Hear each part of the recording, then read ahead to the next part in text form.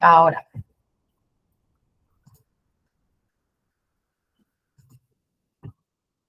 Bueno, pues buenas tardes a todos. Soy Virginia Moros, responsable del área de pacientes en Vitaler, y les doy la bienvenida a nuestro taller Paciente Vital de esta tarde.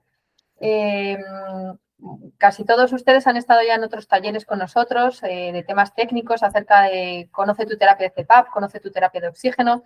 Esta tarde el taller tiene un componente un poquito distinto. Habla de la comunicación con el paciente respiratorio y seguro que les va a resultar muy útil en su día a día. Antes de dar paso a nuestro ponente, les quiero compartir unas pequeñas normas sobre el taller.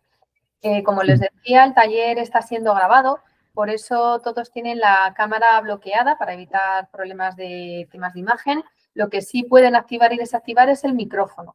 Les pedimos que mientras está hablando nuestro ponente lo tengan apagado para evitar interrupciones, pero en cualquier momento en el que quieran hacer una pregunta pueden indicarlo a través del chat o con la opción de levantar la mano que tienen aquí abajo en pantalla y les daremos paso para que hagan una pregunta. Y si no, al final de la presentación dejaremos también tiempo para que le hagan las preguntas que consideren.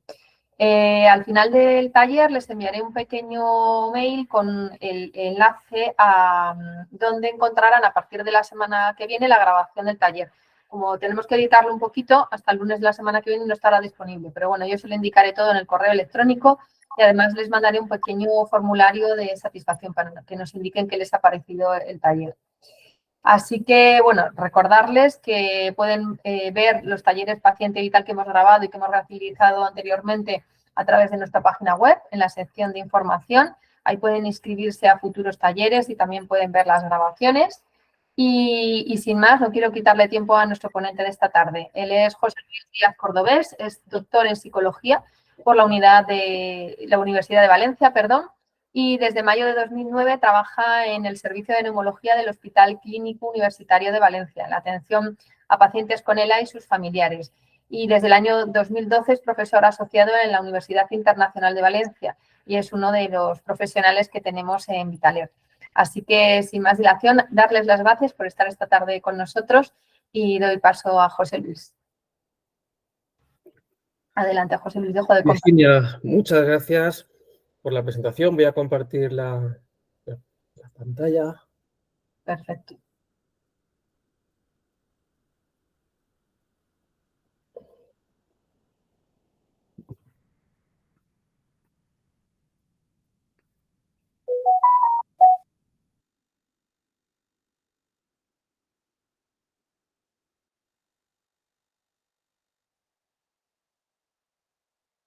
Ya podéis verla si no me equivoco, ¿no? Sí, se ve perfectamente. Bueno, pues Virginia decía que gracias por la presentación. Este es un taller distinto, seguramente.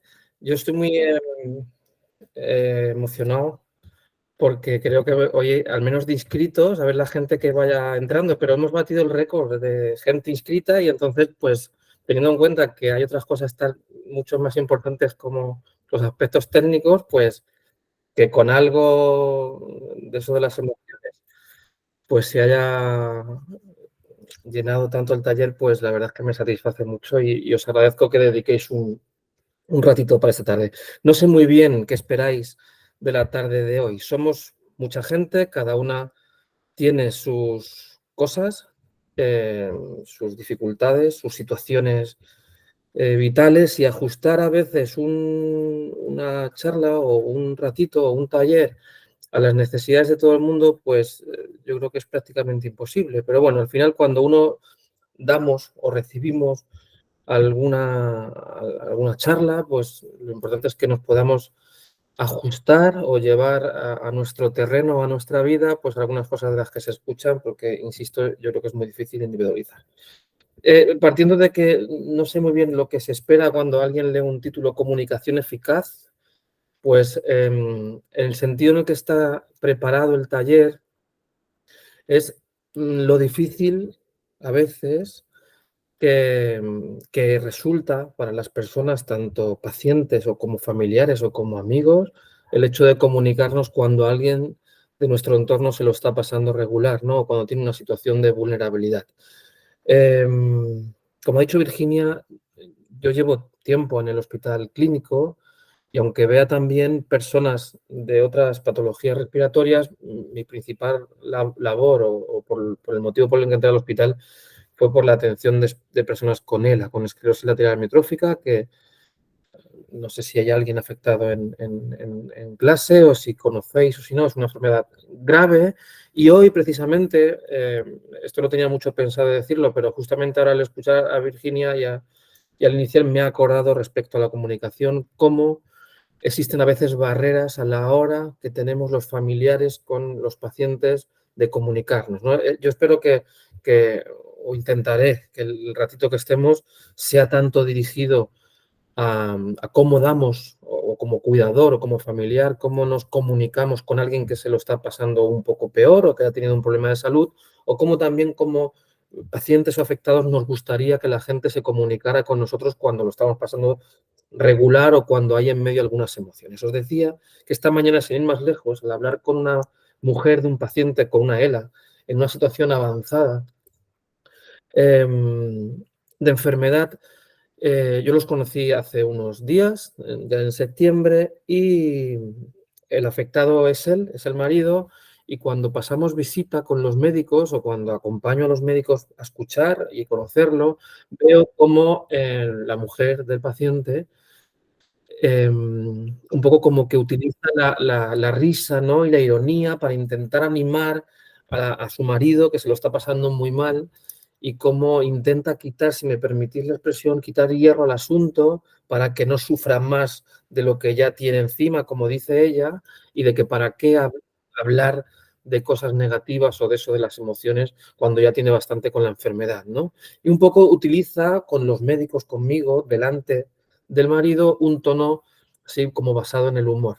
Cuando hablas con el marido a solas, dice que entiende que su mujer se pueda comportar así, pero que le gustaría poder contactar de otra forma, ¿no? Teniendo en cuenta que se lo está pasando mal y que tiene cierta preocupación o una importante preocupación, que le gustaría pues que no le trataran como si no pasara nada, ¿no? Curiosamente, cuando hablo con su mujer a solas, tiene una percepción de realidad muy ajustada, de gravedad, ¿no? Entonces, es justamente con un intento de proteger. Yo sé que esto no se adapta a todo el mundo y que cada uno de los que estéis aquí, ya seáis familiares, ya seáis profesionales o seáis personas que están viviendo un proceso de salud en el que nos sentimos más vulnerables o que nos ha cambiado en cierto modo la vida por tener alguna patología o que hemos tenido que cambiar algunos hábitos, pues el mundo cambia. No digo que se desmorone en muchos casos, pero desde luego cuando nos acontece un problema de salud en mayor o menor medida, pues supone un cambio. Y siempre que nos dan un diagnóstico, pues aparecen en el pensamiento pues lo que consideramos cada uno de nosotros, cómo hemos construido el mundo cuando nos relacionamos con la salud, con la pérdida de la salud, lo que significa la enfermedad, lo que significa la dependencia, la independencia, lo distinto que es tener a alguien a nuestro lado que nos pueda ayudar, lo distinto que es no tener a nadie, lo importante a veces que es tener recursos económicos. Entonces, bueno, cada situación, evidentemente, somos muy distintos, pero como que el mundo cambia evidentemente cuando tenemos una noticia extra. Mi madre, que me quiere mucho, cuando le cuento, vive en Madrid. Yo soy de Madrid, llevo ya muchos años en Valencia, pero ahora ya, hace ya años que le cuento en ese sentido menos cosas, nos llevamos fantásticamente bien, pero que le cuento menos cosas, porque aprendí a que cuando hace ya unos años le contaba una preocupación mía, mira mamá lo que me ha pasado en el hospital, que estoy muy disgustado por esto, ¿no? Pues mi madre, y creo que no hay madre que quiera más a su hijo que mi madre a mí, pues intentaba utilizar palabras de alivio, ¿no? Para que yo no lo pasara mal. Igual que ha hecho la mujer de esta mañana con el paciente de ELA, intentar pasar de puntillas por cosas que no se pasan de puntillas. O cuando ya uno está preocupado, frases como las de mi madre de no te preocupes, cariño, o el tiempo pone a la gente en su sitio, o tú lo que tienes que hacer es animarte, o tú lo que tienes que hacer es no hacer caso, o ya verás cómo todo sale bien. Ese tipo de cosas que son muy, muy beneficentes no siempre ayudan.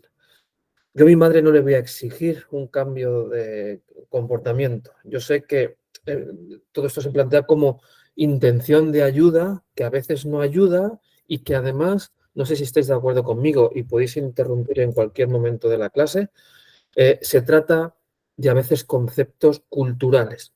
Aquí hoy en clase habremos gente de muchas distintas edades y nos han ido enseñando a lo largo de nuestra vida, de nuestra crianza, de nuestra adolescencia, de nuestra edad adulta, de la vejez. Hemos ido aprendiendo, nos han ido inculcando, hemos ido viendo en la tele de nuestros padres, de nuestros abuelos, de nuestro barrio, de nuestro entorno, de lo que se lleva nuestra relación con la vida, con la muerte, con la enfermedad, con el sufrimiento, con las emociones. Y aunque la cosa esté cambiando, y en eso es lo que al final os pido si estáis de acuerdo o no, cada vez nos relacionamos de forma distinta con nuestros hijos y nuestros nietos. Ya manejamos las emociones de otra forma. Culturalmente siempre hemos tendido a restarle o a intentar eliminar la emoción, ¿no? Todo aquello que estaba relacionado con la tristeza, con el miedo y con el enfado, había que eliminarlo. Todos los que estamos aquí en clase, y somos 44 personas, hemos sentido en nuestra vida millones de veces situaciones asociadas al miedo, millones o miles de situaciones asociadas a la tristeza y al enfado. Y sin embargo, culturalmente, y todavía lo seguimos arrastrando, eso es muy difícil de cambiar y que tiene que ver con cada uno también y los valores y todo eso, seguimos todavía intentando dejar de sentir. Más que qué hacer con esa emoción, intentamos buscar trucos para no enfadarnos, para no ponernos tristes, para no tener miedo. Si alguien ha venido a este taller para eso, o a ver cómo se comunica con su ser querido, con su persona allegada o con su familiar, para que no sufra, no lo va a poder conseguir porque el objetivo es otro. Yo no sé si estáis de acuerdo, ¿no? Que la relación que culturalmente nos hemos asociado al sufrimiento es de intentar eliminarlo, de pasar, perdón por la expresión, como de puntillas por la vida el mayor tiempo posible sin sufrir, cuando el sufrimiento, las emociones negativas son condición sine qua non del ser humano, más aún cuando nos pilla la vida en jaque con una mala noticia, ya no solamente con un problema de salud, sino con la pérdida de un ser querido, con un problema de trabajo o con que no venga el técnico del aire acondicionado a arreglarlo cuando hace tanto calor en verano, ¿no? Entonces, tendemos a no normalizar el sufrimiento. Eso es un poco el objetivo, ese es el encuadre que me apetecía hacer con vosotros y vosotras con esta pregunta. ¿Cómo, como pacientes, cómo os gustaría que la gente se comunicara con vosotros? ¿Cómo cuando pasamos por una situación difícil en la vida os gustaría que os hablaran?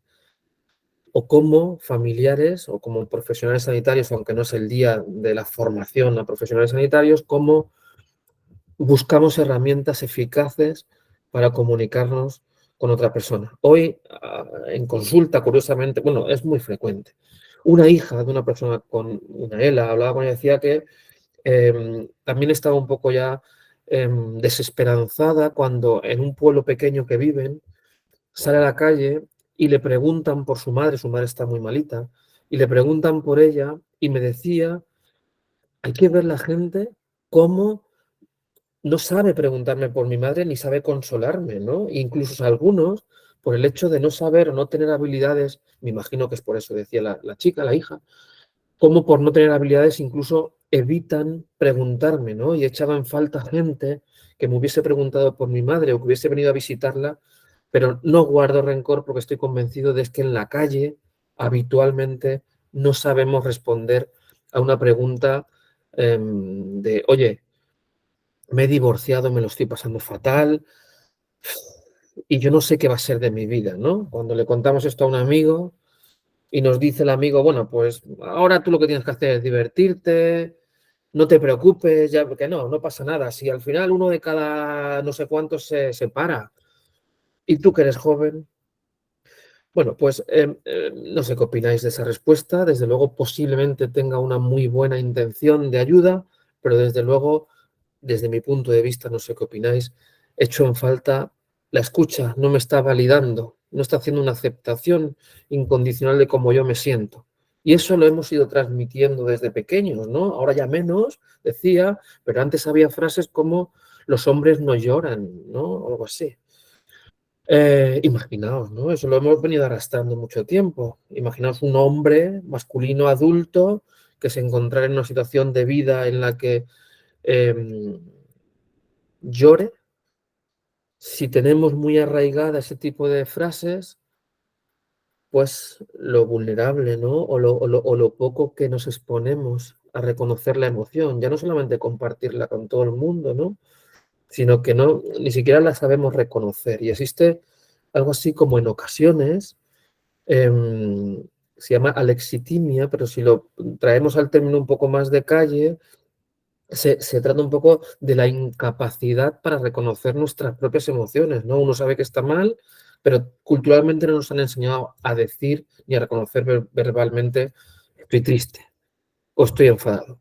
Esto no lo dice José Luis, desde el punto de vista de la inteligencia emocional, de la autorregulación emocional, de la comunicación emocional efectiva y que ayuda al otro con compasión, no con lástima, con compasión, con haciéndonos cargo, se basa mucho en aceptar lo que el otro siente, reconocer lo que el otro siente, desde una empatía de verdad. Entonces, hoy no son estas tres.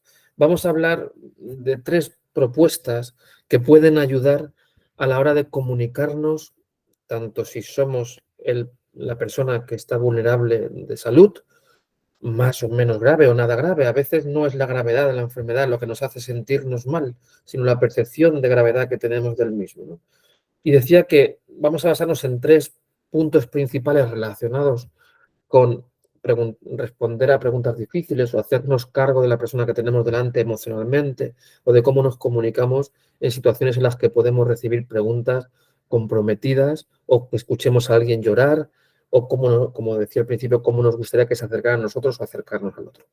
No son estos tres. Esto es un poco, para terminar un poco el encuadre de lo que se requiere pues para ayudar al otro, desde la compasión que decía. En España la palabra compasión está muy mal definida. Posiblemente muchos lo entendáis o lo entendamos como lástima y no se trata de sentir lástima por el otro. Actuar con compasión es realmente hacerte cargo de la emoción del otro. Es una palabra muy bonita. O sea, poner mucho interés en ayudar al otro, que no tiene nada que ver con que alguien nos dé lástima, ¿no?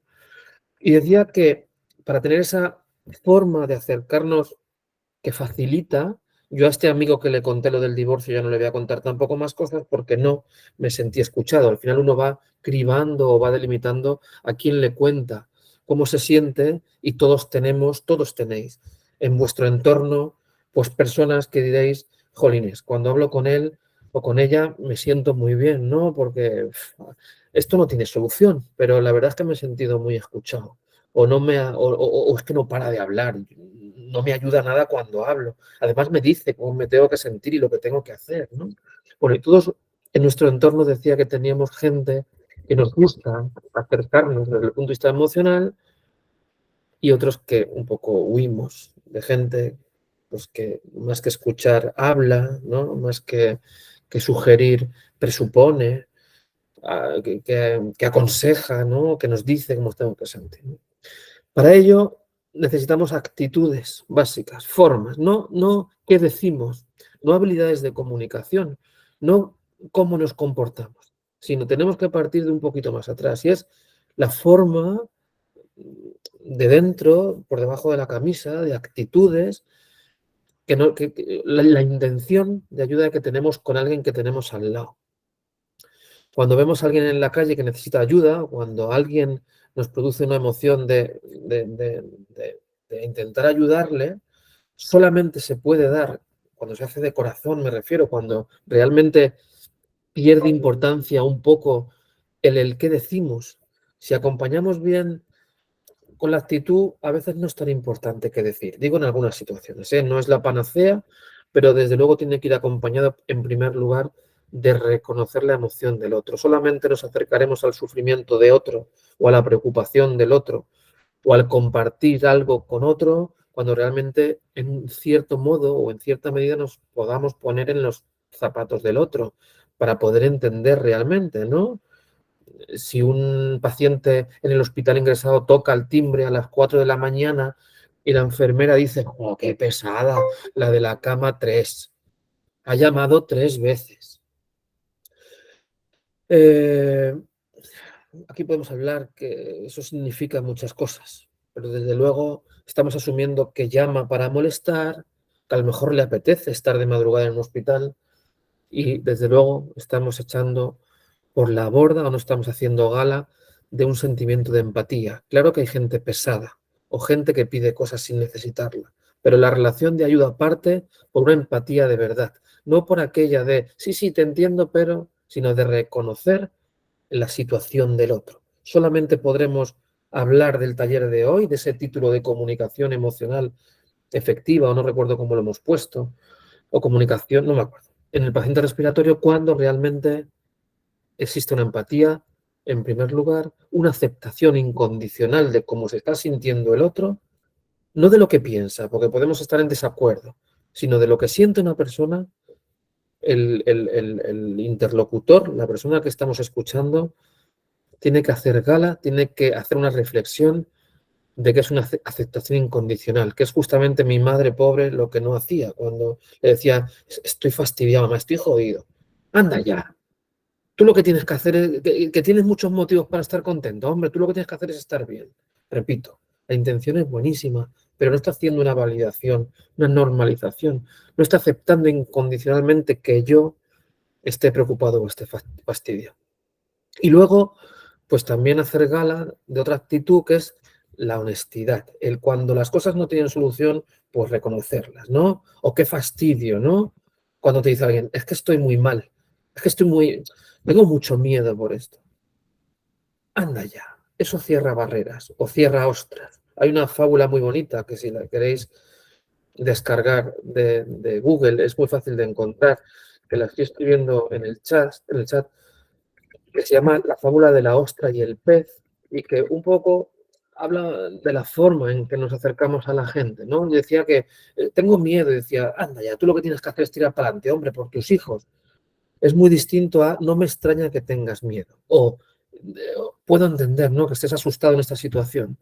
Eso para el otro ya está haciendo ver que me está escuchando de verdad.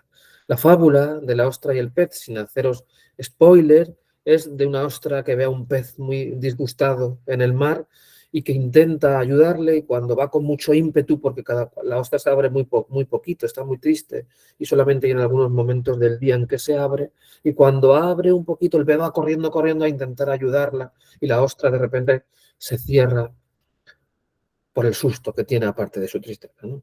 Y preguntó a los sabios del mar.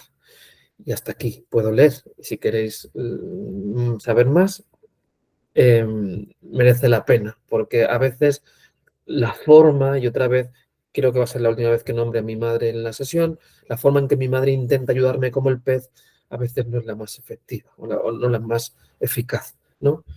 Aun con muy buena intención. Esto se entrena también, las actitudes no están de serie, están por ahí, se pueden practicar, se pueden reflexionar, uno puede hacer meditación acerca de cómo nos relacionamos con el otro, sin que esto implique que a veces estemos hartos, ¿eh?, de que alguien nos pida mucho, de que yo no sé cómo no se levanta a coger el agua.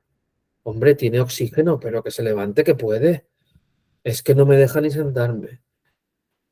Podemos empatizar, pero también podemos poner límites, que es una de las cosas que os propongo en la comunicación dependiendo de la situación de cada uno. Ya estoy llegando a la diapositiva de los títulos de los 3 apartados que luego iremos más rápido.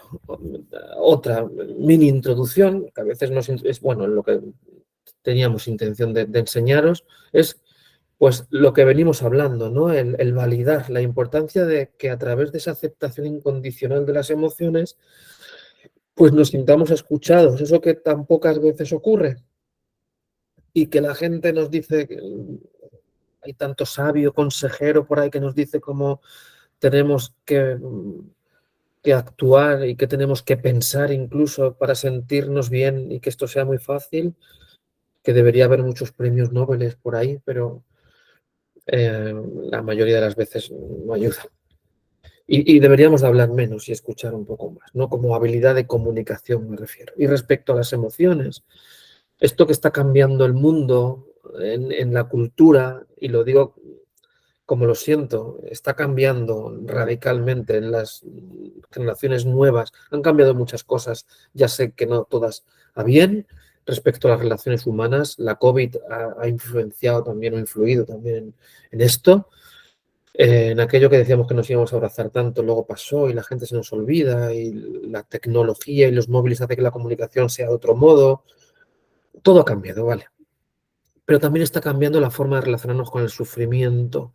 Y películas de Disney, Pixar, como Del Revés, no sé si alguien la ha visto, con sus hijos, con sus nietos o ellos mismos, o la del Panda Rojo, ya hay películas en la que el objetivo principal es inculcar a nuestros peques una forma distinta, más sana, más saludable de relacionarnos con nuestras emociones y de que no nos sintamos mal por sentirnos mal. No nos sentimos mal por sentirnos tristes. Hasta ahora era algo así como si me siento triste porque soy un cobarde y no estoy siendo capaz de enfrentarme a esto. Si tengo miedo es porque no tengo herramientas suficientes para sacar pecho ante esto. Y si me enfado es porque no tengo las habilidades suficientes para dejar de enfadarme.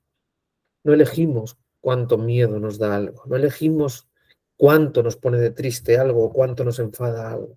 Lo que sí somos los gobernantes de qué hacemos con esa emoción una vez que llega. Quien se siga planteando qué hacer para dejar de sentir, nadie lo ha conseguido hasta ahora. Ahora te paso la palabra. Mabel, déjame un segundo que llegue a la diapositiva siguiente y te doy la palabra. Conclusión. Hablemos luego un poco de esto, ¿no? Pero de permitir, validar, normalizar. ¿Cómo normalizamos las emociones? Simplemente con, ostras, entiendo lo que me dices. Como hemos dicho antes, para ti esto debe ser muy difícil, ¿no? O que mi madre me dijera, pues sí que estás fastidiado, hijo. O qué difícil, ¿no? Lo que te está pasando en el hospital. Con eso ya estamos validando la emoción.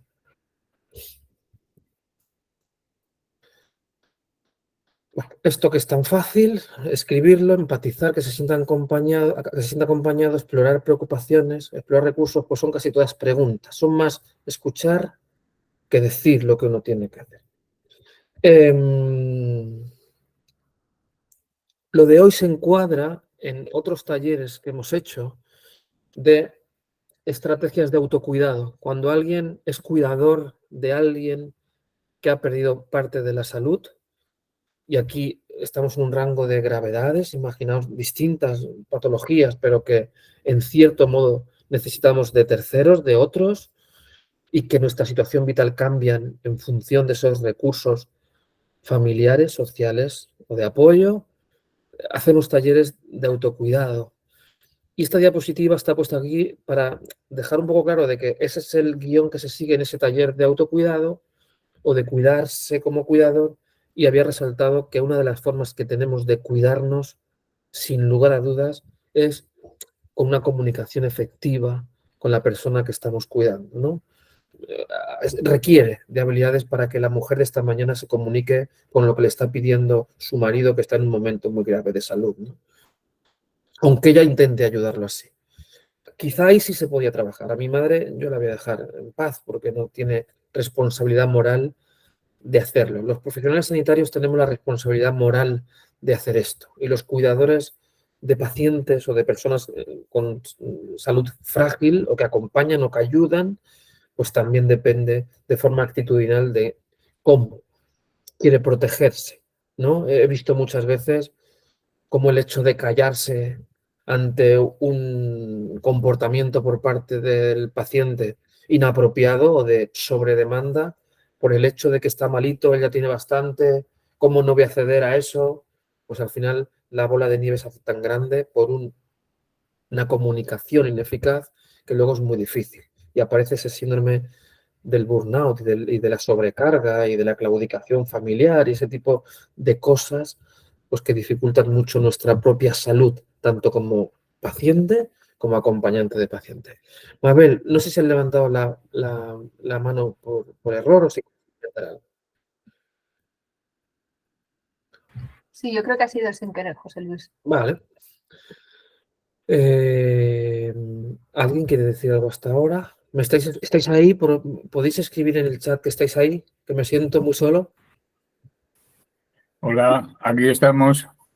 Gracias, Pedro. Con que me escribáis en el chat, porque si no esto va a ser... Solamente es para saber que no os habéis dormido. No estoy dormido.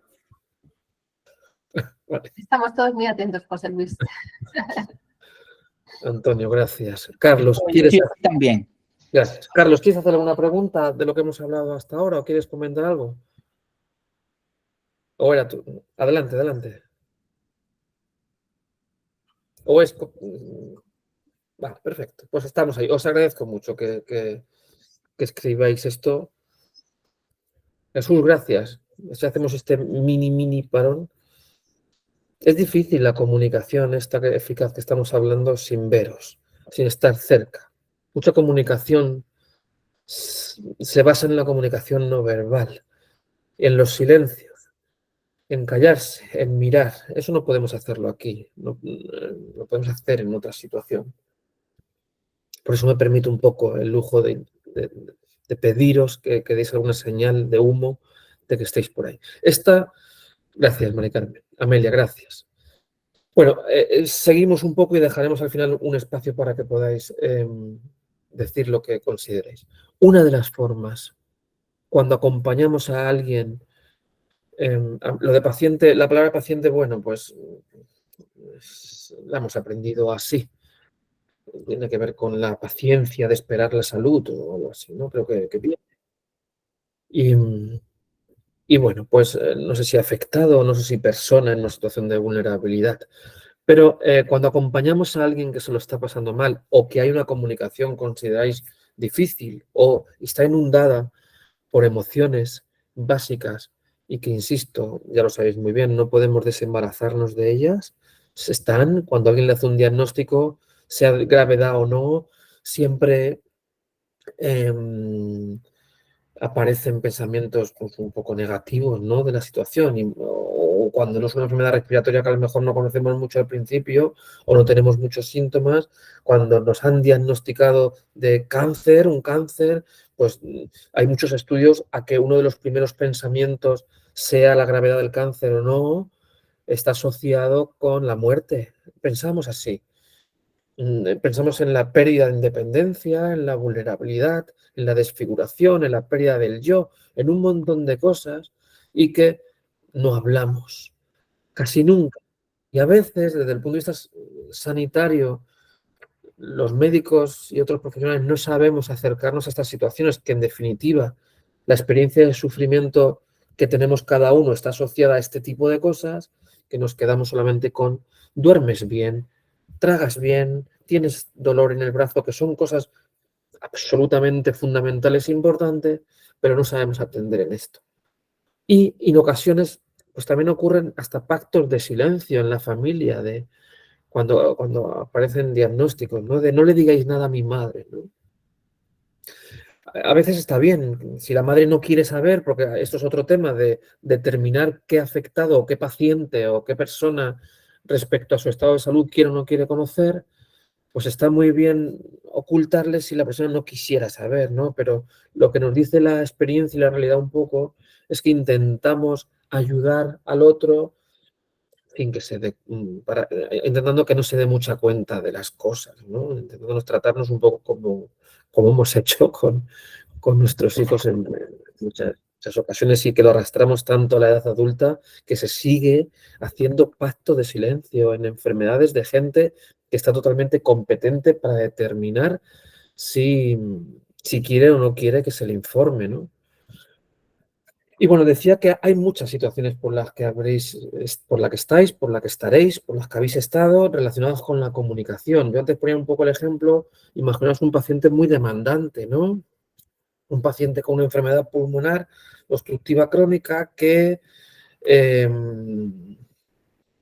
pues que tiene una cuidadora fantástica y hace una sobredemanda, pide más cosas que las que en realidad necesita, vamos a suponer. La persona que cuida, que es la mujer, dice, pobre, ya tiene su enfermedad suficiente, ¿cómo no le voy a ayudar, no? Y entonces los dos aprenden. Uno aprende a pedir porque sabe que se puede, entre comillas, aprovechar de la situación, y la otra persona pues aprende y luego con el paso del tiempo se cansa, en el que llega a una situación insostenible, pero que por no poner límites al principio, pues esto se ha hecho al final bola, y todo se basa un poco en la comunicación, en poner límites, de poner unas normas, igual que con los hijos desde el principio. Luego cuando se lleva a cabo una conducta, se hacen hábitos y los hábitos se forman leyes y luego es muy difícil de romper las leyes, ¿no? Entonces, cada uno somos como somos y uno no se aprovecha de la salud, pero a veces sí. A veces se piden, yo no estoy mirando a nadie, evidentemente, no conozco a nadie, pero a veces se piden bajas laborales, ¿no? O a veces estar en una situación de salud concreta nos permiten para pedir una pensión, ¿no? Y eso, o simplemente para recibir más cariño por parte de nuestra familia. Si aprendemos a que qué malo estoy, viene nuestro hijo, viene nuestra mujer y nos acarician y nos dicen, te vamos a cuidar, papi, pues eso nos gusta mucho. Y entonces ocurre también con enfermedades como el dolor crónico. Las enfermedades respiratorias, que lo sepáis, ya lo sabéis, al igual que el dolor, es un síntoma, es un signo subjetivo. Cuando digo subjetivo, no significa para nada que uno se monte la película y se genere la disnea. No estoy diciendo eso. Estoy diciendo que personas en la misma situación de salud, con el mismo daño pulmonar, con la misma enfermedad, cuando le preguntas cuánta disnea tiene o cuánta disfunción respiratoria tiene o siente, puntúa muy distinto. Cuando a alguien se le infringe el mismo dolor y cogemos a 100 personas al azar en la calle y les pinchamos a todos en el dedo con una aguja, con la misma intensidad y en el mismo sitio, y le preguntamos cuánto te ha dolido, no todos, de 0 a 10, no todos nos van a decir me ha dolido 6,2. Cada uno dice, a mí 1, otro 3, otro 10. Uno tiene mucho miedo a las agujas, otro tiene la piel muy dura, otro está acostumbrado a los pinchazos, otro le has pillado desprevenido. Y la sensación del dolor es subjetiva, no es que no la montemos con el cerebro, igual que la disnea, no es que no la generemos, pero es un síntoma por definición subjetivo, que significa que está relacionado con muchos factores, no solamente, y esto está absolutamente demostrado científicamente, evidentemente no está solo relacionado con el daño pulmonar o con la afectación respiratoria de bronquios, de pulmones o cual sea la afección neumológica o respiratoria. El apoyo social es una forma, la forma que tenemos de comunicarnos es un aliviador, ¿no? En el hospital clínico hace unos años, luego por falta de recursos económicos, de poder contratar a una neumóloga rehabilitadora, no se pudo continuar, aprendimos mucho, pero se hizo una unidad de la disnea. Todos los hospitales están llenos de hospitales del dolor, de unidades del dolor. En el mundo solamente había una unidad de la disnea que estaba en Massachusetts. No, perdón, en el hospital Addenbrooks por Sarah Booth, una neuróloga que murió no hace mucho, y generó la primera unidad de la disnea, entendiendo de que había muchos factores. La sensación de falta de aire en las enfermedades respiratorias era multicomponente, era multifactorial, y que un porcentaje explicaba, un porcentaje de salud, de daño, de pulmón, explicaba la disnea, pero que había muchos otros factores que estaban explicando. Entre otros, pues los beneficios sociales, familiares, de apoyo que se obtienen cuando uno tiene apoyo y le ayudan ante su enfermedad respiratoria. Estoy poniendo solo un ejemplo. Y en los que se requiere poner límites. Ahora hablaremos de ello más rápido, ya lo estamos un poco hablando, aunque esté la diapositiva quieta. Otro segundo punto es cómo nos manejamos ante emociones, ante cuando alguien en nuestro entorno se pone a llorar, ¿no? Nos dice, yo no sé si ya merece la pena seguir con esto, o estoy harto de esta máquina. ¿Tú te crees? Yo tampoco la necesito tanto. Y con el ruido que hace y el coñazo que te doy todas las noches para dormir conmigo con esta máquina. O es que ya estoy cansado. Uy, Has dejado de presentar, José Luis. ¿por ¿Se qué? ha ido uno de los ordenadores, podría ser? Sí, voy Si a quieres ver. presento yo, ¿eh? No, creo que lo puedo rescatar muy ¿Sí? pronto, sí. Es que creo que como no avanzo muy lento, se ha quedado en stand-by el ordenador Y se y ha al, apagado. y al dormirse se ha salido, pero creo que ya estoy, ¿verdad? Compartiendo otra vez. Ahora sí, Vale, perfecto. ha sido eso, ha sido por mi lentitud a la hora de exponer. Bueno, y decía Eres que un poco prisas, ¿eh? También te digo, no acepta ir con tranquilidad por la vida. ya, exacto. No me está validando la emoción, no me está No, así no normalizando. va bien. Bueno, pues decía que en función de esas respuestas, ¿no? De cuando alguien nos dice, no sé si merece la pena seguir, estoy cansado, o, o total, ¿para qué voy al médico, no?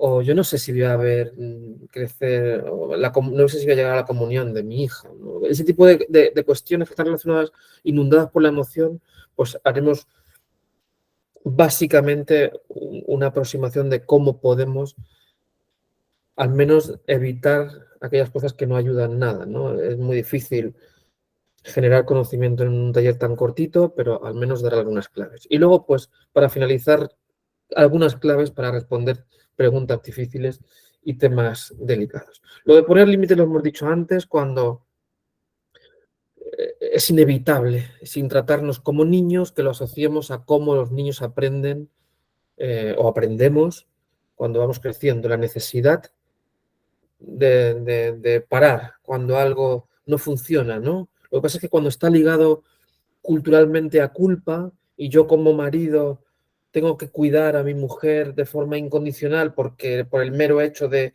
soy su marido o qué dirán en el vecindario si ven que salgo, pues entonces hay muchos factores por los que uno no pone límites, ¿no? Por sobrecarga, por culpa, porque la pelota de nieve se ha hecho grande, como hemos dicho al principio, y hicimos por motivos distintos un comportamiento que se ha hecho norma y se ha hecho ley, y es una cosa maravillosa, muy saludable, y es poner límites en nuestro entorno. No solamente a la persona que acompañamos, también el paciente, al cuidador, hay que poner límites. Y también dentro de una empresa, y también con los hijos, y también con la pareja. No tiene nada que ver con querernos. Esto es lo que se confunde. Decíamos que los hombres no lloran, las madres siempre tienen razón, los hermanos no discuten, no se habla mal de un familiar fuera de la familia. Esas normas que hemos aprendido, pues parece ser que también hay una de si te quejas cuando cuidas a alguien que está malito, pues no eres buen cuidador y ese tipo de cosas, ¿no? Aquí habrá mucha gente trabajada y aquí habrá mucha gente con valores muy contradictorios a esto. Estamos hablando cuando existe esa imposibilidad de poner límites. Además, a la gente a la que cuidamos o la gente que cuida a veces es muy rígida de pensamiento y cada uno pues, se cree que siempre tiene la razón y ante eso es muy difícil negociar, ¿no? También todos conocemos, vamos a hacer lo típico, mi suegro es que es muy rígido. Es la persona que mejor sabe cómo usar el taladro y poner un cuadro. Discutir con eso a veces es muy difícil porque es que hay gente muy rígida, ¿no? Pero incluso así tenemos el derecho de poner límites y romper la regla de poner límites no tiene que ver con que quiero menos a la persona. Los hombres sí lloran y las madres a veces no tienen razón. Y cuidarse tiene que ver con poner límites. Y poner límites no significa que soy una mala cuidadora. Todo lo contrario. Pues esto, ¿cuándo es necesario afilar o afinar esa habilidad de comunicación tan difícil de poner límites cuando vemos a alguien querido que se lo está pasando mal y que ya tiene bastante con lo que tiene como para encima nosotros ir al gimnasio, ¿no? Pues estas son algunas de pues, cuando se le echa la culpa al cuidador de algunas cosas que están pasando, o cuando existe, en cierto modo, un maltrato o una sobredemanda, o fingir síntomas para llamar la atención, o esa sobredemanda, pedir más ayuda de lo imprescindible, o no dejar espacio al ocio y al descanso del otro, incluso agresividad, en fin, o el mero hecho de hablar mal, ¿no? En fin, no significa que si estás malito tienes derecho a hacer algunas cosas. Estoy para ayudarte, te voy a ayudar, te estoy acompañando, pero la relación de ayuda no se basa solo en barra libre para pedir cosas, ¿no? Entonces, no solamente estoy hablando de ayuda instrumental, de ir a por agua, también estoy hablando de poner límites respecto a de la comunicación. Lo de ir a por agua es a través de la comunicación, pero también me refiero a cómo nos hablamos y cómo ayudamos, ¿no? Cuando alguien se calla, cuando alguien opta o bien por falta de habilidades, o bien porque está cansado de discutir, o bien porque no llega nunca a ningún puerto, o bien porque no sabe cómo hacerlo, o bien porque la culpa no se lo deja y estamos permitiendo algunas cosas, que es ese estilo pasivo, nos inhibimos, ¿no? Y lo que hacemos es callarnos, asentimos, le damos un poco la razón al otro, con una consecuencia que ya todos sabemos, que es tremenda para el cuidador, ¿no? Los otros saben que pueden pedirnos cosas porque total no hablamos demasiado y entonces eso a largo plazo da lugar a una sobrecarga y un malestar emocional tremendo. Es sanísimo poner límites y repito, por última vez, no implica querer menos. Cuando estamos tan cansados de callarnos o de inhibirnos, se llena el vaso y optamos, nos sale ya estoy harto. Pues te levantas tú, o yo no voy a volver a hacer eso, o no ves que también estoy cansada, que necesito descansar, o no me pidas eso, que yo no puedo ayudarte, ¿no? Y inevitablemente nos sale cuando tendemos mucho tiempo a la inhibición, pues a la agresividad. Ahí siempre hay una gota que colma el vaso. Y sí, nos permite desahogarnos, nos permite darle rienda suelta a la adrenalina y decir lo que expresamos, pero desde luego no de una forma asertiva, que posiblemente sea la forma que deberíamos aprender y llevar en el código genético, al menos de lo que se sabe actualmente en la comunicación o la inteligencia emocional o la comunicación efectiva en todos los ámbitos que nos desenvolvamos que os podáis imaginar. No solamente cuando queremos poner límite a una persona que nos exige, sino en cualquier ámbito, me refiero profesional, personal, familiar, incluso con nosotros, no sé, ¿no? De la forma en la que tenemos de pedir un cambio o de mostrar un desacuerdo y de no tener las tragaderas tan grandes, ¿no? No tiene que ver con ser un mal trabajador, ni un mal cuidador, ni siquiera con querer menos y tiene consecuencias, pues decíamos, muy sanas el hecho de plantarte. Otra cosa es que te plantes en todo, ¿no? Pero otra cosa es que con esa aceptación incondicional que decíamos al principio, con esa empatía, podamos expresar lo que sentimos nosotros cuando nos sentimos atacados, amenazados o maltratados, ¿no? Y nos ganamos el respeto, porque el agresivo puede servir momentáneamente, pero luego todo el mundo se aleja, el inhibido es el pito del sereno y todos se aprovechan de él. Con esta forma nos ganamos un poco el respeto. Tiene mucho que ver con las vivencias anteriores de cada uno. Con esa frase has dado ya en el clavo desde mi parecer, Nani. Tanto el enfermo como quien les atiende. Sufrimiento por ambas partes, pero totalmente. Me lleno la boca de decir que es cultural, ¿no? Los ansiolíticos, los antidepresivos, es una evitación más. Voy a responder muy rápido. Podríamos estar hablando mucho tiempo tú y yo, pero se trata de otra evitación más, de una solución para dejar de sentir. Otra vez para engañar a la ansiedad. Estoy muy de acuerdo con los ansiolíticos.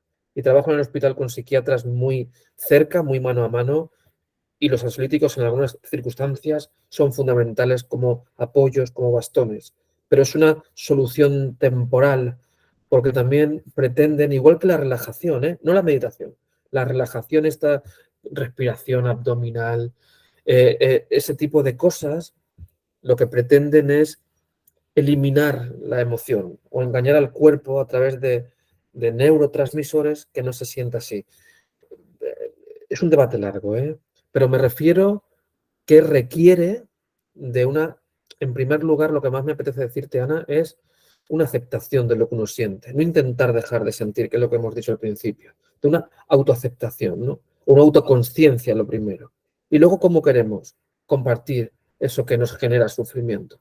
Pero has hecho, pues mira, de verdad, has hecho una participación que me gusta mucho porque invita a la reflexión y justamente está dirigido a mi intención de lo que quería compartir hoy contigo. Encontrar a alguien ajeno del entorno para que no haya una relación. Bueno, los psicólogos a veces hacen eso. Los psicólogos tienen que ir a psicólogos. Yo no voy a defender la psicología, pero el psicólogo lo que hace es, desde un punto de vista de no sufrimiento, pues ve las circunstancias del otro. Nuestras propias no las vemos. Hay una metáfora muy bonita, Ana, que es la del alpinista, la de los alpinistas, para entender la relación de ayuda externa, que es, imagínate dos alpinistas que están en dos montañas escalando una enfrente del otro, pues cuando uno escala y mira la montaña del otro, ve las vías de acceso más fáciles, pero las suyas propias no las ve porque las tiene encima y no consigue ver la montaña en la que está. Entonces, desde fuera a veces se pueden determinar cuáles son los facilitadores o los que están generando sufrimiento en una relación. Cuando alguien entra en una relación de un familiar de ayudar al otro basado en la inhibición, puede pensar que es lo mejor que puede hacer. Y el afectado puede pensar que es lo mejor que puede recibir porque siempre que pide ayuda la recibe. Y se montan circunstancias que no sé si alguien de fuera, pero a veces lo hacemos de forma tan automática que no somos conscientes de que puede haber otras vías. Incluso podemos pensar que no hay otras vías. Y el antidepresivo es maravilloso para intentar eliminar la tristeza. Ojalá. Es un acompañante perfecto de otro tipo de terapias. Esto lo comparto con psiquiatras, insisto. ¿Cómo somos asertivos? Pues no como tendemos a hacer. Tú lo que tienes que hacer es no pedirme tantas veces las cosas. O tú lo que tienes que es que no callarte. O lo que tienes que... No entiendes que yo tenga también que descansar. O tú eres el que está haciendo que esto no vaya bien. Ese tipo de juicios es el anti-asertividad. La asertividad lo que propone es estos 4 puntos. Esta es una de las diapositivas, si es que hay alguna importante, de las más importantes de hoy, que es cuando tenemos un desacuerdo con alguien o queremos poner un límite, es sin juzgar, no tú eres o tú haces, sino esta mañana cuando has dicho esto, de escribir solo. Ayer cuando dijiste o cuando hiciste, sin juzgar, de escribir. Que sepas que me sentí muy mal, o me enfadó, o me asustó. La tercera, expresar que se comprende el completo. Yo entiendo que tú no puedas hacer las cosas como las hacías antes, o que te canses. Lo entiendo muy bien. Proponer una solución. Pero ¿qué te parece si no es urgente lo hagamos después de que yo coma? O no sé, me gustaría también tener mi espacio, ¿no? Esos 4 pasos y que algunos de vosotros lo haréis muy bien, pero que a veces se nos pasa por alto. Estos pasos empiezan por esto. Cuando dijiste, hiciste, pasó, describir. Yo me siento así. Nadie puede juzgar cómo tú te sientes. No es lo mismo de me has enfadado que me digas eso, no. Que digas eso me enfada. No, no es eso. La cuestión es, cuando has dicho eso, yo me he enfadado. Y ante eso la gente no tiene nada que decir. Entiendo que tu situación es esta, pero ¿qué te parece si o me gustaría que? Si alguien está tomando alguna anotación, esta es la diapositiva, la anterior, ¿Qué más recomiendo que practiquemos si es que no lo hacéis? Que seguramente en muchas ocasiones seamos muy asertivos, ¿no? Es aplicable en todos los ámbitos para conseguir ese respeto del otro, pero también nuestro autorrespeto, respetarnos. Una de los principales, y me engancho otra vez a tu pregunta, Ana, una de las principales causas de las tristezas y las depresiones y de los enfados son emociones no resueltas. Y uno cuando, por ejemplo, inhibe mucho tiempo, aprende patrones de cómo se relaciona con su propio sufrimiento. Y si ha tenido experiencias previas de aliviarse, al menos temporalmente callándose o no compartiendo o con un ansiolítico, pues ese aprendizaje se hace muy potente para luego romperlo. En lugar de aceptar que algunas situaciones dan miedo y algunas situaciones dan tristeza y dan enfado. La autoaceptación es, digamos, la premisa básica para el gobierno de nuestras propias emociones. Lo decíamos al principio.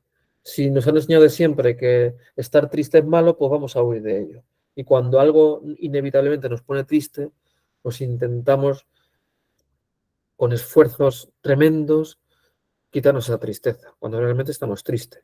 Paradójicamente, cuando aceptamos que esto nos pone triste, lo verbalizamos, hay otras cosas, ¿eh? Paradójicamente, la tristeza y la ansiedad se disipa cuando la miramos de frente y le decimos, hazme todo el daño que quieras. O cómo no voy a estar triste, ¿no? O cómo no voy a estar ansioso. Si estoy justo antes de dar una charla que nunca he hecho, ante gente muy importante. Curso para no estar nervioso y hablar en público. Pues la gente que no ha hablado nunca en público, pues no hay ningún curso, ningún psicólogo, ni ninguna pastilla que haga que cuando está aprendiendo a hablar en público no esté nervioso. Entonces la solución parece que es otra. Yo tengo 2 hijos, uno de 15, Álvaro, Ana de 9 y 2 abortos en medio, que a las 9 semanas de embarazo se fastidiaba y había el aborto. La primera vez no pasó nada, es algo habitual. La segunda vez dijimos algo pasa, había un síndrome antifosfolípido. La tercera vez, cuando nació mi hija Ana, cuando iba avanzando el embarazo, 5, 6, 7 semanas, 8 semanas, cuando siempre se producía el aborto en la 9ª semana, pues si alguien no me entiende que tuviésemos miedo, su mami y yo, en esas semanas después de la experiencia previa, como decía Ana, si no entiende que yo tenga un miedo en esa situación y ansiedad, pues estamos perdidos. No hay ninguna pastilla que haga que yo no tenga miedo en ese embarazo después de mi experiencia previa. En el primer embarazo no tuve ningún miedo porque no tenía experiencia previa, pero aquí sí. Y luego a lo que tenemos miedo, que no tenemos experiencia, está relacionado pues, con lo que hemos escuchado culturalmente o lo que supone, o nuestra relación con ese término. Pero no se puede, no hay una entrevista que nos alivie de tener miedo en ese embarazo.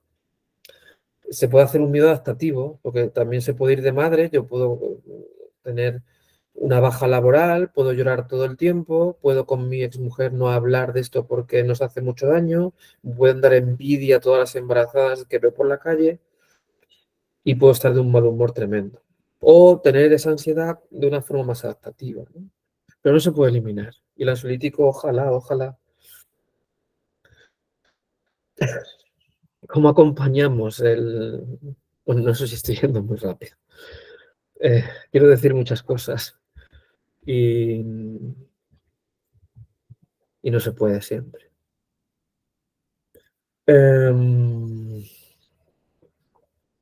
¿Cómo acompañamos? ¿Cómo normalizamos? ¿Cómo nos gustaría haceros esa pregunta, ¿no? Como cuando estáis pasando por una emoción, ¿cómo os gustaría que os preguntaran, que se relacionaran con vosotros? ¿Cómo os gustaría que os dijeran cuando estáis pasando por un momento de miedo y que os venga alguien y os diga, va, no tengas miedo, mujer, que todo va a salir bien? ¿cómo os gustaría? ¿No? Esta es la pregunta principal para uno ponerlo en práctica. Y desde luego, pues, depende de circunstancias, pero de forma general tenemos que evitar tú lo que tienes que hacer es, o tú lo que debes es, oye, ¿has pensado o entiendo que cualquier cosa que no sea decirle a la persona cómo se tiene que sentir o qué tiene que hacer para eliminarlo? Porque barre de un soplido esa empatía que hemos dicho al principio, esa aceptación incondicional y esa honestidad de reconocer que el otro se lo está pasando bien y que eso es impepinable. Si el otro no dice que se lo está pasando bien, ¿por qué intentamos convencerle de que no se lo está pasando tan mal, ¿no? Teniendo en cuenta que la tristeza, estas diapositivas que vienen ahora, que son 3 o 4, sirven para todo tipo de emociones negativas que intentamos quitarnos. Que sepáis que la primera herramienta para el gobierno de las emociones, decíamos, es reconocer que esto son cosas humanas. Es como intentar quitarnos un brazo. No podemos, porque intentamos quitarnos la tristeza a veces cuando algo nos pone triste. Porque encima se solapa la tristeza relacionada con ese episodio junto con el intento de desembarazarnos de esa tristeza, ¿no? Y además aparece frustración, ¿no? Y entonces buscamos soluciones. Y vamos a los psicólogos, a los fármacos y a pedir ayuda. Estas diapositivas que vienen ahora sirven para todas las emociones, para la tristeza, el enfado, el miedo. Son estados afectivos normales. La tristeza concretamente tiene que ver con las pérdidas, el miedo tiene que ver con las amenazas. Siempre. La tristeza tiene que ver con las pérdidas, el miedo tiene que ver siempre con las amenazas. Pero es muy normal. Muy normal cuando está ajustada en proporción, ¿no? Cuando, como decía antes, yo puedo tener una ansiedad o un miedo en el embarazo adaptativo, es adaptativo, ¿no? Cuando es, pues, moderado, cuando nace o cuando van bien las cosas durante el embarazo va desapareciendo, o cuando me permite trabajar, pero también es desadaptativa cuando no nos permite hacer esas cosas, ¿no? Y en situaciones de salud, como pueden ser las enfermedades respiratorias, pues nos guste o no, está la enfermedad respiratoria. Repito, la gente que tenéis una enfermedad respiratoria, perdón, tenéis una enfermedad respiratoria. Ojalá no tuviésemos esa enfermedad respiratoria o los síntomas no estuvieran. Pero cuando necesitamos de soluciones, cuando se atenta contra algo tan básico, tan humano como la respiración, pues a uno le toca las narices, no sé cómo decirlo, y afecta mucho y repercute mucho en los hábitos y en la forma que tenemos de movernos. Hay soluciones o tratamientos o procedimientos, pero es normal que nos fastidie este tipo de cosas o que aparezcan sentimientos relacionados con este tipo de cosas que veis en la pizarra, ¿no? Que es, ante la pregunta de cómo nos gustaría cuando estamos tristes o enfadados o con miedo que nos escucharan o nos atendieran, pues no sé qué os parecen esos objetivos. Desde luego respetar la expresión, ¿no? Y luego pues preguntar, oye, ¿pero qué es lo que más te agobia de todo esto? Ya sé que hay muchas cosas, pero de todo, ¿qué es lo que más te fastidia? O está bien a veces desahogarse, ¿no? A veces somos como esas ollas a presión antiguas, ¿no? Con la válvula, que si no se aflojaban un poco, pues explotaba el asunto, ¿no? Entonces, pues facilitar, compartir, no regocijarse todo el rato en la emoción, porque parece esto que suena de, no, vamos a hablar de estar triste. No, es con escucha activa del otro cuando nos ofrece la posibilidad o nos expone o nos demuestra que está pasando por un momento difícil, no taponarlo, ¿no? Que parece que si no llora no está triste, ¿no? Porque también hemos aprendido culturalmente fatal que se llora cuando se está triste y si no se está triste no se llora. Entonces, cuando vemos a alguien que suelta lágrimas, estamos a ver qué buscamos en nuestro repertorio para decirle para que deje de gotear el ojo y ya con eso ya no está triste, ¿no? No pone triste lo que digáis, pone triste o la enfermedad o reacciones contrarias a esta propuesta, ¿no? Da mucho miedo que el otro tenga una expresión emocional porque se nos pone delante la vulnerabilidad. Y justamente esa es la que nos permite hacernos cargo de la historia.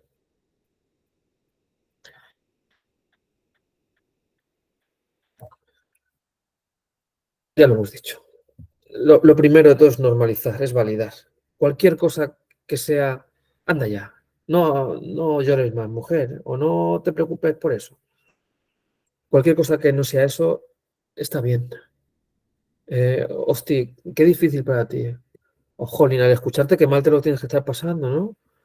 O qué rollo esto que te ha pasado. O qué fastidio que tengas que llevar eso, ¿no? No significa que se quede ahí la intervención, pero empezar la comunicación efectiva emocional, un buen inicio es abrir los canales para que la persona diga otro que no me está escuchando, otro que me está diciendo cómo me tengo que sentir. Cualquier cosa que no sea eso, está muy bien. Incluso decir no sé cómo ayudarte, ¿no? O me encantaría ayudarte. Incluso un resumen muy rápido, validar, preguntar. ¿Y has pensado, a lo mejor te ayudaría? O qué crees que es lo que te ayudaría, ¿no? ¿O qué crees que puedo hacer por ti, ¿no? No sé, cada uno en su núcleo familiar o en su tipo de relación de ayuda, las preguntas son muy distintas. Ojalá hubiese una mágica, pero no es verdad. Y un poco muy relacionado con ese manejo de emociones, otro aspecto que no sabemos habitualmente manejarnos es cuando alguien nos hace una pregunta delicada o nos hace un comentario, pues que es muy difícil ponerse en el papel de escuchador, de, joder, vaya faena lo que me ha preguntado, ¿no? Entonces, gente que se tiene que hacer una PEG, una enfermedad neuromuscular, y te pregunta, pues entonces no voy a comer nunca más. O esto es para siempre. O yo no quiero depender de un aparato. O yo no quiero sufrir más. Es que ya no puedo hacer las cosas que hacía antes, ¿no? Es que llevo a mi mujer por la calle de la amargura. O, si no puedo ir con mi nieto al parque, pues no sirvo para nada. ¿Para qué? ¿Para qué? Muy difíciles. Cada uno en situación. Yo sé que aquí estáis, lo sé, que estáis en situaciones, algunos muy distintas, en otras parecidas, cada uno las que tiene. Hablaba de la dificultad de ajustarlo a todos vosotros y vosotras, ¿no? Pero la clave a la hora de posicionarnos delante de este tipo de preguntas que a veces no elegimos que nos hagan o comentarios que no elegimos que nos hagan, pues tienen, digamos, unas características comunes en ocasiones, ¿no? De todas estas preguntas, algunas pues tienen respuesta, aunque duelan mucho. Otras están ligadas a incertidumbre y no se sabe, aunque quieran dar la respuesta. Y otras no la sabe nadie ni la va a saber, ¿no? Entonces, partiendo de esto, no hace falta intentar buscar la respuesta adecuada, ¿no? O buscar en una respuesta que no existe y que a veces el acompañar basta. Lo que pasa es que pretendemos ayudar realmente, que deje de estar preocupado, que deje de estar triste, que deje de llorar. Entonces, ¿cuántos consejeros, no? Decíamos antes que había. A veces escuchar es la mejor forma y de estar presente y de no salir pitando y de mirar a los ojos y decir, vaya mierda lo que ha tocado, ¿no? O qué rollo esto. Oye, luego nos vamos a ir al Corte Inglés a comprarnos algo, ¿eh? Pero qué rollo esto que ha tocado, ¿no? O qué difícil esto. Algunas cosas que ayudan y que todos sabemos lo que es, pero que a veces no las ponemos muy en práctica, ya lo decíamos en la empatía, es escuchar antes de hablar, tendemos mucho a sugerir, a decir. Podemos decir verdades con palabras que reduzcan más el impacto, ¿no? A veces las palabras están muy estigmatizadas como cáncer, como ese tipo de cosas, ¿no? Decíamos antes, cada uno le duele lo que le duele, ¿no? Pero saber respetar los silencios, que estamos muy mal acostumbrados a no usarlos y que a veces son muy ayudadores, ¿no? Si estamos mirando el móvil, no, pero si estamos atendiendo a la persona y estamos escuchando atentamente, los silencios son muy reconfortantes, ¿no? Los mensajes de siempre. Pobrecita mi madre, le van a pitar los oídos. De no te preocupes, no pasa nada, ya verás cómo se arregla. Tú lo que tienes que hacer es seguir para adelante, no le hagas caso. Ay, que son gente que luego les pone el tiempo en su sitio. Esas frases de siempre que intentamos ayudar, ¿no? O a ver qué pasa. O ya veremos si sale algún tratamiento que te pongas mejor. O Ese tipo de cosas, ¿no? Denominados un poco los mensajes de siempre, ¿no? Y basarnos mucho en las preguntas. Una cosa mágica en cualquier comunicación y que yo es rara la entrevista que no la utilizo es: esto está siendo muy difícil para ti, ¿no? Yo entiendo lo que me dices, pero, y sé que muchas cosas, pero ¿qué es lo que dirías que es tu principal preocupación? ¿Qué es lo que más te preocupa en este momento? Esa frase es mágica. Porque cuando alguien nos expresa una emoción o un estado de ánimo, a veces no sabemos muy bien por qué, ¿no? Intentamos ahí, y para delimitar, para afinar. Oye, de todo esto que me dices cuando decía antes de, oye, pues qué mal me lo estoy pasando con el divorcio, yo pensaba que mis hijos esto lo iban a llevar mejor. Oye, ya sé que hay muchas cosas, pero de todo esto que me cuentas del divorcio, ¿qué es lo que más te quita el sueño? ¿Qué es lo que más te angustia? Eso es una forma maravillosa de escuchar.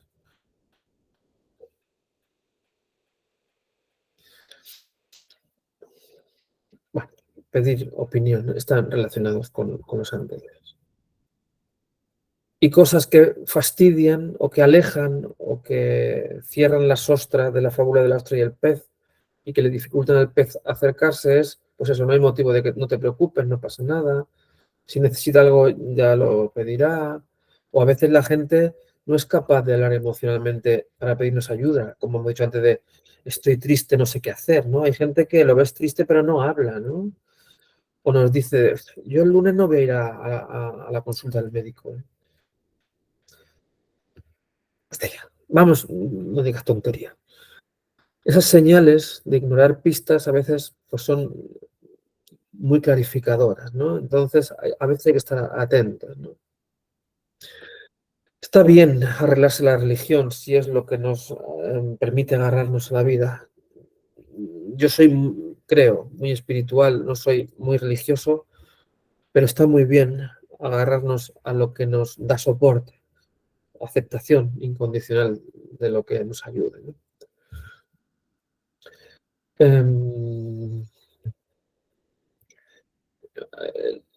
La situación de esta mañana que os he comentado con el paciente de ELA y su mujer, Amparo, como tantos amparos, pues no corremos el riesgo de identificarla. Lo que intentaba era tratar de bromear ante situaciones que tanto para su marido como para ella eran de extrema gravedad.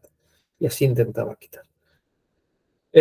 Gracias por estar atentos, como me habéis dicho antes. Gracias por escucharme. Ahora, si queréis hacer algún comentario, pues estaremos encantados. Y bueno,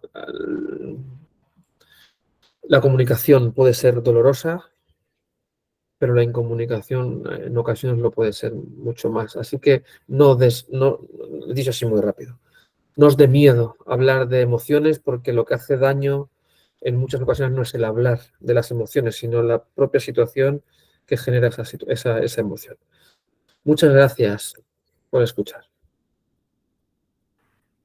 Muchas gracias, José Luis. Bueno, pues ahora sí, cuando sí que damos paso a nuestros pacientes, o bien a través del chat, como han estado haciendo durante el taller, o activando el micrófono, nos pueden dejar sus reflexiones, sus comentarios. Como dice José Luis siempre, si están de acuerdo o no lo están, que también es admisible. Juan,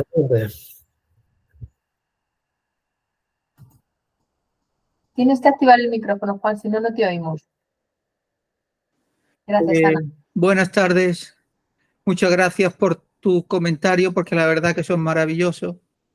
Ojalá estuvieras en la zona donde yo vivo, porque la verdad que tú siendo médico, pues la verdad que trataría o nos trataría mejor que nos tratan aquí a nosotros, porque la verdad que cuando voy al médico, voy al hospital, nos tratan como si fuéramos pues incomprendidos, que estás loco, que increíble la situación. Hace poco estuve muy malo. Mi mujer me llevó con fiebre que tenía 39,5. Yo no quise ir a urgencia porque yo sé la situación. Total, que me insistió tanto que me llevó. Y la verdad que es increíble cómo nos tratan, porque en vez de ser personas nos tratan como si fuéramos números. Y la verdad que es tan duro que te diga una médica que fiebre es a partir de 40.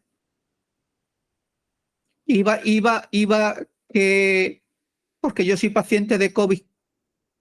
Y la verdad que es increíble, increíble. Que yo vaya al médico de cabecera con la máquina de oxígeno y que me diga en mi cara, yo no soportaría eso. ¿Usted cree que eso es normal de un facultativo? ¿A un paciente? Te entiendo muy bien, Juan. Gracias por compartirlo. Hace ya tiempo, un paciente con ELA, su nombre es Alejandro Ovallo, me da permiso para decirlo. Una de las entrevistas que tuve con él, tengo muchas, sigue viniendo a consulta, decía que cuando venía el neumólogo, en un tiempo, pues, cada 3 o cada 4 meses, que es la revisión, y que el encuentro médico-paciente dura poquito, dura 15 minutos, 10 minutos. Decía, y fue muy clarificador, decía que él no espera que el médico sea su amigo, ni que sea simpático, ni siquiera que fuese amable. Lo que le pedía al médico era que en ese ratito que durase el encuentro, que él tuviese la sensación de que era lo que más le importaba al médico. Luego ya no, porque luego es imposible. Juan, siento mucho tu situación, pero también depende de personas concretas. Las cosas están cambiando, cada vez el paciente forma el centro, digo habitualmente, hay de todo, y sé de lo que me hablas, sé muy bien de lo que me hablas. Cada vez el paciente está más en el centro de la atención sanitaria médica, cada vez los profesionales somos más cuidadosos a la hora de la comunicación y a la hora de otorgar ese apoyo no solamente médico, pero sigue habiendo circunstancias en las que depende de personas. Empezábamos la charla hablando de actitudes que eran necesarias, pues se requieren. Insisto, ahora se habla de paciente empoderado, de paciente experto, de universidad de paciente en algunos ámbitos de las enfermedades respiratorias y el paternalismo, aunque sigue existiendo, la forma de comunicarse sigue existiendo, cada vez existe una relación distinta, estoy convencido, pero depende de personas concretas. Entonces, mucho ánimo, lo siento tu experiencia. Gracias por escucharme. Pedro nos dice también por el chat, tengo mucha experiencia propia y también con familiares desde hace más de 11 años. Hasta ahora lo controlo junto con mi esposa. Claro, la experiencia es un grado, querido Pedro, uno aprende y además yo también aprendí hace mucho tiempo que las relaciones entre familiar y paciente, por llamarlo paciente hemos dicho antes, la relación no cambia cuando alguien de los dos se pone malito, sino que está muy relacionado en cómo nos relacionamos previamente, ¿no? Es un patrón de conducta que hemos aprendido y una enfermedad no nos hace buenos ni nos hace malvados. He visto de todo, de parejas que se separan, parejas que tal, pero al final la relación previa es muy importante a la hora de cuando viene una dificultad, ¿no? En el Ramón y Cajal hay carteles promoviendo humanización. Ana, yo me formé en La Paz en el año 2000 y ya se hacían cursos de humanización de la medicina. Luego los términos han ido cambiando. Es una pena que después de 23 años se siga llamando humanización de la medicina. Deberíamos ya haber dado ese paso. Pero ya hace muchos años que hay gente que pretende ese cambio de relación. Ahora está tan de moda mindfulness, la meditación.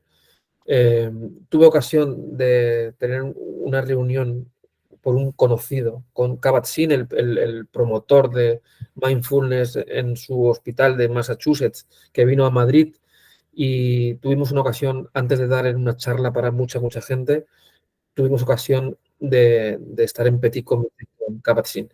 Y decía un poco respecto a la humanización de la medicina, que esto es una semilla que se va generando de uno a uno. Es decir, que si los nuevos médicos residentes aprenden del anterior determinadas conductas adecuadas, pues es más probable que las lleve a cabo que si aprendemos de un modelo pues basado en el paternalismo y en el que el médico siempre tiene la razón.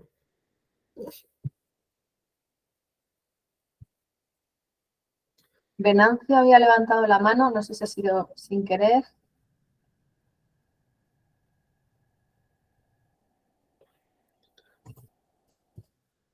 Ana, la bata tiene mucho poder y es un rollo. Cuando alguien nos pregunta a usted si fuera su madre qué es lo que haría, o pues podemos dar un consejo muy a la ligera por el hecho de tener bata. Y es un rollo, esa sensación del poderío, de la prepotencia por el hecho de llevar una bata.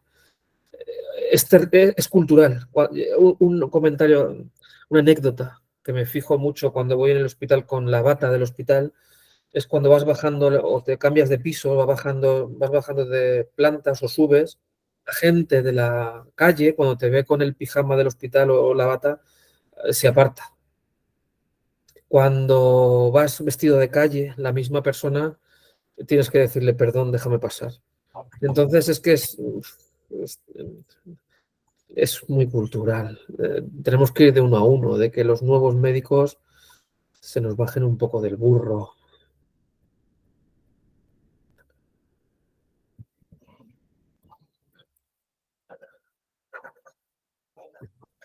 Sí, pero es cierto que cuesta. La actitud paternalista de, bueno, yo lo sé todo y el paciente no sabe nada y no se escucha al paciente realmente, que es el que sabe de su enfermedad. A lo mejor si se escuchase un poquito más, pues se conseguiría llegar a acuerdos de hacer a los pacientes responsables de sus terapias. No suponer que yo le digo lo que tiene que hacer y él no tiene ni derecho a hablar porque no sabe de nada. Bueno, no sabe, pero él sabe cómo se encuentra. Esto está relacionado no solamente con la comunicación, Virginia, está relacionado con la adhesión a las terapias, está relacionado con la percepción de sufrimiento y estamos hablando de palabras mayores.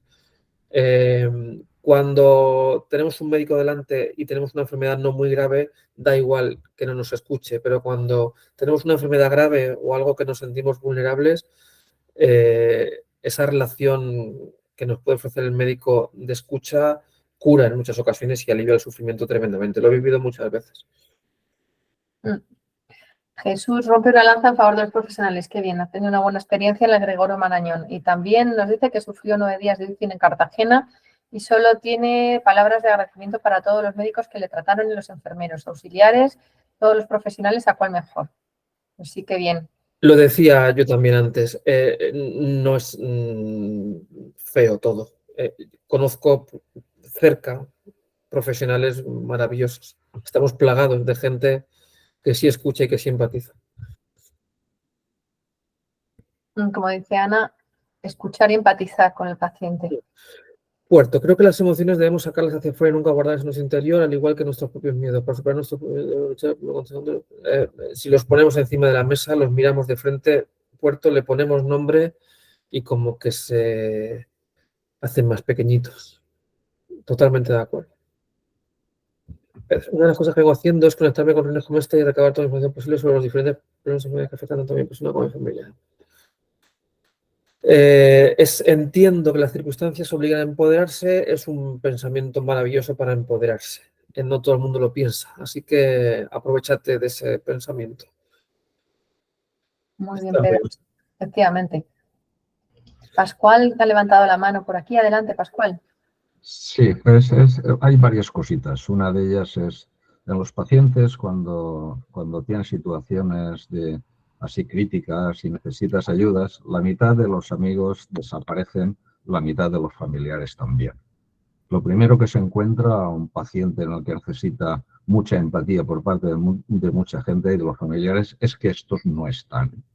Con los médicos, en el caso nuestro aquí de la zona de la Ribera, de la Comunidad Valenciana, los geriatras están agobiados, asfixiados, sobresaturados y no puedes ni siquiera contactar con ellos cuando quieres o en los periodos que quieren. Los médicos de cabecera le pides una visita y necesitas de 20 a 30 días para tener una cita, ya no digo presencial, hasta inclusive telefónica. Todas estas circunstancias impiden que el paciente efectivamente sea bien atendido, que puedes empatizar o hablar con él, porque es que ni los médicos te pueden atender, ni tienen dedicación ni tiempo suficiente para hacerlo. Y los familiares pues terminan pagándolo. Yo tengo ahora a mi mujer que termina de irse a ver a mi suegra con 97 años. ¿Y qué es lo que se preocupa? Pues mira, pues nos ha tocado a nosotros. Mi padre falleció el año pasado con 95, y a mi madre también la he tenido con un corte de piernas por el tema de azúcar, y yo esto sé de qué va.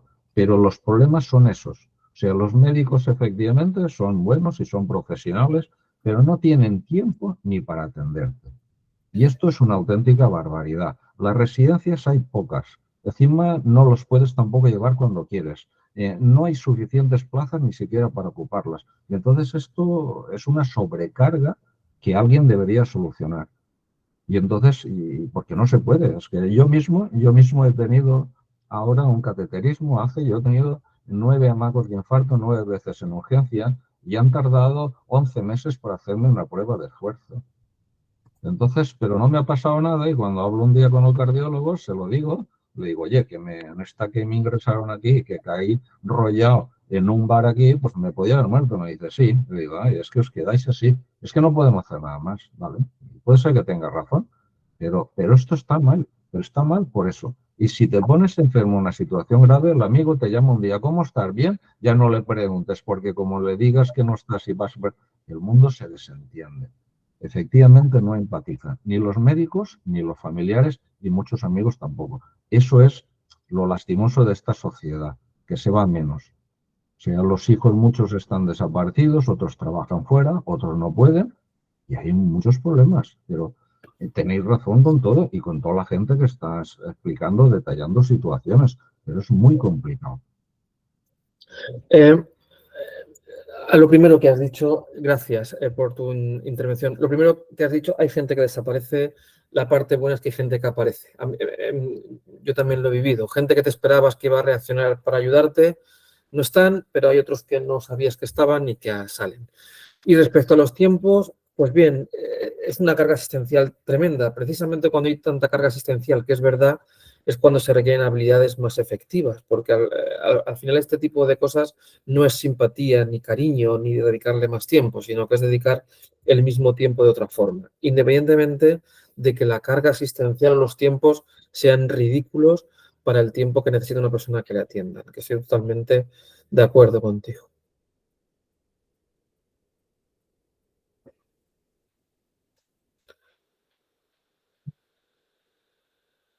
Ana nos dice también, le da razón a Pascual, que es admirable que algunos facultativos sigan soportando el abuso de las administraciones. Hay que admirarlos por su vocación, pero otros no aguantan y se filtra al usuario final, el paciente. Claro, al final. Esa saturación acaba vertiendo en los que estamos ahí al otro lado. Muy interesante, la verdad. Nos queda un minuto para terminar el taller. No quiero terminar sin darle las gracias a nuestro ponente, a José Luis, por sus explicaciones, por compartir su conocimiento con nosotros, y a todos ustedes por acompañarnos esta tarde. Como decía José Luis, seguro que tenían cosas muy interesantes que hacer y que dediquen tiempo a formarse y aprender, que es muy loable.